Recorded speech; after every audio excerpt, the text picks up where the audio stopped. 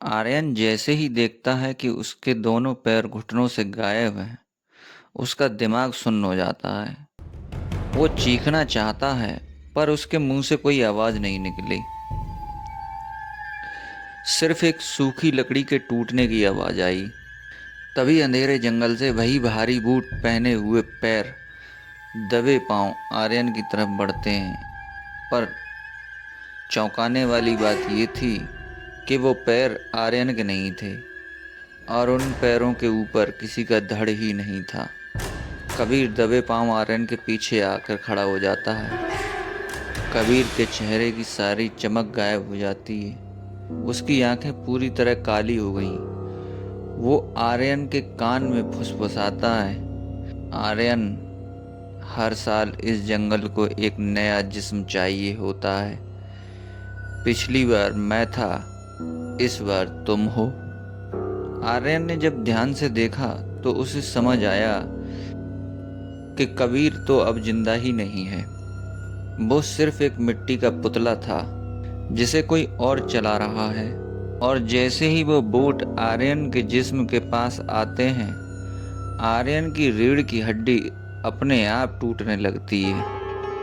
अब उसके दोस्तों की रूहें हवा में तैरती हुई दिखाई देती हैं। वो सब रो रहे हैं और उनके मुंह से सिर्फ एक ही बात निकल रही है, आर्यन, तुमने लकड़ी क्यों तोड़ी?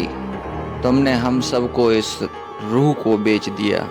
आर्यन को समझ आता है कि श्राप सिर्फ उस पर नहीं, उसके पूरे ग्रुप पर लग चुका है। तभी कबीर का वो मिट्टी का पुतला अपना हाथ उठाता है और उसकी जगह मिट्टी और सूखी पत्तियां उसके जिस्म के अंदर भरने लगती हैं।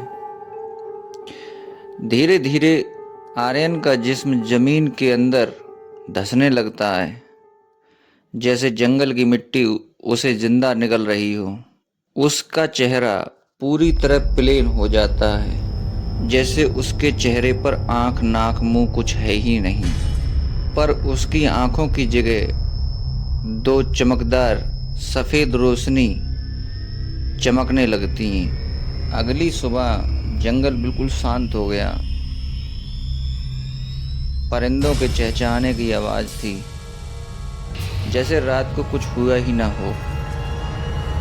एक नया ग्रुप कैंपिंग के लिए वहां आया हुआ है। उनमें से एक लड़का एक पुरानी सड़ी हुई लकड़ी उठाता है और उसे मजाक में तोड़ देता है। जैसे ही लकड़ी टूटती है, पूरे जंगल में एक भारी बूट के चलने की आवाज आती है। ठप ठप ठप। अंधेरे में नए बूट पहने आर्यन खड़ा है और उसके ठीक पीछे मिट्टी का पुतला बने कबीर और उसके बाकी सारे दोस्त खड़े हैं। श्राप अब पूरा ग्रुप अगले शिकार को फंसाने के लिए तैयार है।